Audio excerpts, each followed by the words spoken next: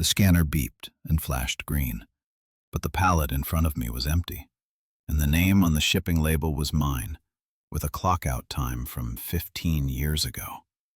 I stood there in aisle C holding the scanner like it had just bitten me, staring at plastic wrap around nothing. No box, no crate. Just my name printed clean and official, like it had always belonged there.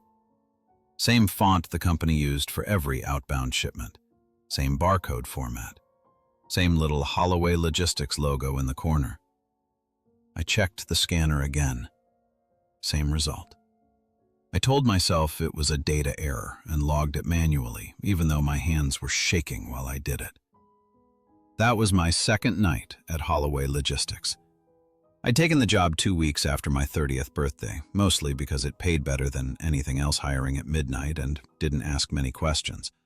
Inventory logging, forklift runs, security sweeps between loading bays. It was quiet work, repetitive enough that I didn't have to think too hard. Exactly what I needed after a year of court dates, shared custody schedules, and trying to stretch half a paycheck across rent, utilities, and gas. The warehouse itself was new. Bright concrete floors, wide aisles, LED lighting that never quite reached the corners. Built to replace the old one that burned down years ago. 5 people died in that fire. I didn't hear that during orientation. I found out later when I noticed a small metal plaque bolted near the vending machines in the break room. No photos, just names, no explanation, no dates, just a line at the bottom that read, "In memory of those lost in the line of duty." When I asked Carl, my supervisor, about it, he shrugged. "Different ownership back then. Electrical fire, real mess. Whole reason this place got rebuilt." Then he left me a sticky note on the desk before heading out. "Night shift procedures. Do not use Bay 6 after 2 a.m. If scanners show duplicate inventory, log only the newer timestamp. Ignore forklift activity between aisles C and D if you did not schedule it. If you smell smoke, check your hands before the fire alarm. Never open the stairwell door marked Old Access. If you hear the intercom say your name, clock out immediately." When I laughed and asked if that was some kind of hazing joke, Carl smiled the tired smile of someone who didn't want to have the conversation. "Most of it's liability junk. Sensors glitch, building settles. You'll be fine." I wanted to believe that, but I didn't like seeing my name on that label. I kept moving anyway. That was my first mistake. After that, the warehouse stopped feeling empty. Not crowded, just occupied. Like someone had left a room right before you walked in. Forklift tire tracks appeared in dust along aisles I hadn't touched. Not fresh enough to be wet, but dark enough that they stood out against the clean floor. The intercom crackled randomly, whispering static like someone breathing too close to the mic. Sometimes it popped so loudly I jumped, heart racing in my chest. The vents pushed out warm air that smelled faintly of burnt plastic, even though the temperature control in the office said 72 degrees. At 3:12 a.m., the microwave in the break room started counting down by itself. 4 minutes, 12 seconds. I stood there watching it like an idiot until it hit 0 and chimed. That was when I remembered reading an article about the old fire starting just after 3. The scanner logs got worse. Items marked received before trucks arrived. Shipments confirmed that no one had loaded. Entire pallets that technically didn't exist anywhere in the system except in my nightly reports. Then the names started appearing. Not full names, first names, last initial. Enough to feel personal. On my 3rd night, I found a forklift idling between aisles C and D. Lights on, engine warm. Nobody inside. Rule number 3 said to ignore it, so I tried. But then I saw soot on the tires. Real soot. Thick, greasy black streaks like the forklift had been driven straight through a burned building. I followed the tracks to a section of wall near Base 6. The paint there was darker, newer than the rest, like someone had tried to cover something up. I pressed my palm against it. The wall was warm, not hot, just breathing warm. Behind that wall was the stairwell marked Old Access. I didn't open it, but after that I started hearing coughing. Soft, deep, like someone trying not to be noticed, and sometimes I heard my name. Not over the intercom, just floating through the air like it had been left behind. I found the time cards by accident. A forklift clipped a shelving unit and knocked loose a wall panel near Base 6. It fell open just enough for me to see something wedged between the studs. A sealed plastic container. Inside were employee badges, blackened and warped around the edges, and time cards. Dozens of them. Clock-ins, clock-outs, payroll stamps, all from the night of the fire. 5 names appeared over and over again, the same 5 from the plaque. And at the bottom of the stack, printed clean and new, was a 6th line. Mine. Clock in, 12:01 a.m. Clock out, blank. That was when the intercom finally spoke clearly. Final walkthrough required. The exits didn't respond when I hit the bars. The emergency lights flickered on, not red, but orange, like firelight trapped behind plastic. I ran to the old access door. It wasn't locked anymore.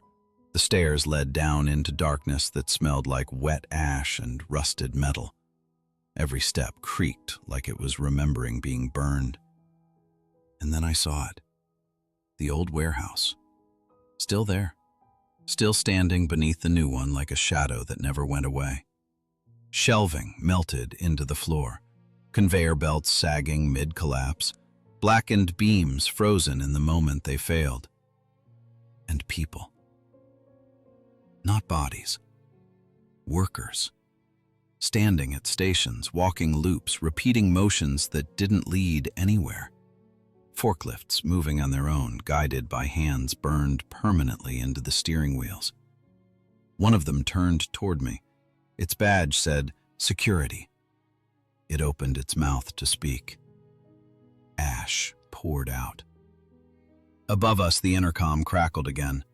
"Inventory behind schedule." Carl was standing at the bottom of the stairs, or what was left of him. His uniform was scorched, edges glowing faintly like embers that refused to cool. "You're not supposed to come down here alone," he said. His voice sounded tired, not angry, just worn down by years of explaining the same thing. He told me the truth. The exits were locked that night to stop theft. Management wanted tighter inventory control. No one thought about how fast smoke moves in an enclosed space. When the fire started, the night crew didn't have time.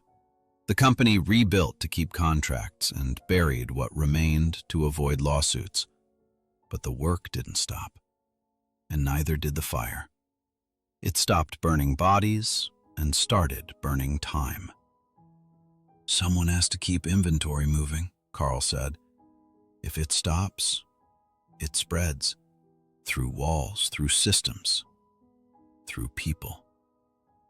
Night shift turnover was intentional. Supervisors didn't retire, they were reassigned.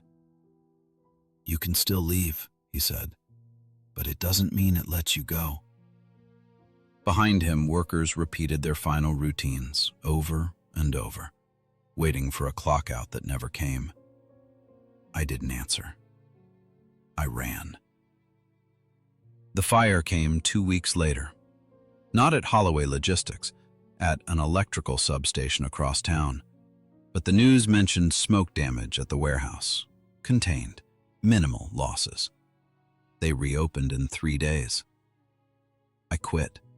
Moved apartments. Changed my number. Tried to forget.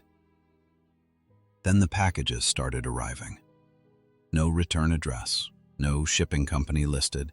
Just plain brown boxes on my doorstep, warm to the touch. Inside were items I recognized, scanner tags still attached, inventory numbers I'd logged myself. Last night, I found a shipping label tucked inside one. My name, clock-in time, tonight, 12:01 a.m. The microwave in my kitchen started counting down by itself.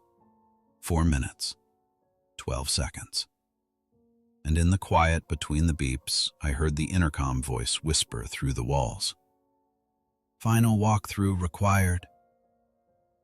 I don't work there anymore, but the warehouse still knows my shift, and it's still waiting for me to clock out.